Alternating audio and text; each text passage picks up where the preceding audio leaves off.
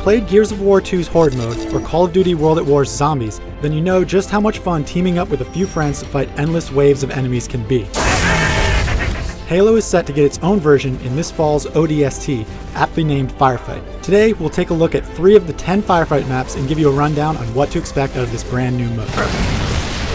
Survival is the name of the game in Firefight. You and up to 3 friends will team up to see how long you can last against increasingly difficult, randomly generated waves of Covenant forces. You've got a shared pool of 7 lives, and since you're playing as an ODST and not a Spartan, you can expect your health bar and shield to not go as far as you're used to.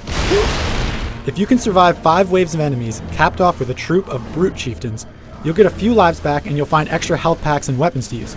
Of course, you'll also get a new skull turned on.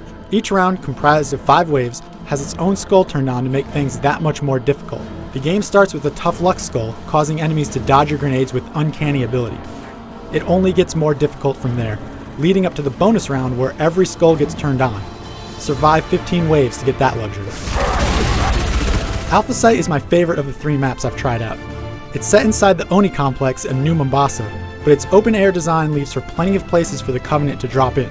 Even so, there are plenty of spaces for the squad to hole up, and it's pretty easy to funnel the Covenant forces into choke points.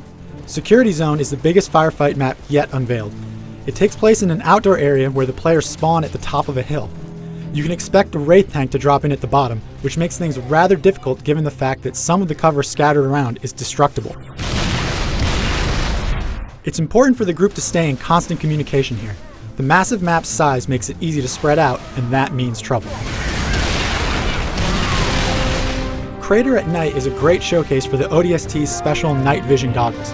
This alternate viewing mode highlights enemies as well as weapons, giving the player much more than a simple boost in lighting. This is a small map shaped unsurprisingly like a crater. It's tempting to run down into the pit to confront the Covenant head-on, but savvy players will stick to the outer ring and rain down fire mercilessly.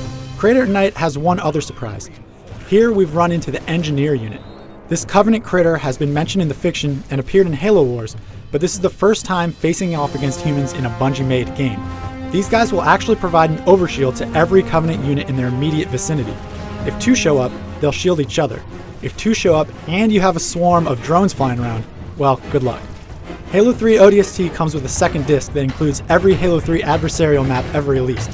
But Firefight mode is the new hotness. It's dropping in September 22nd, and it will own your nights and weekends, guaranteed. For more on Halo 3 ODST, head to IGN.com.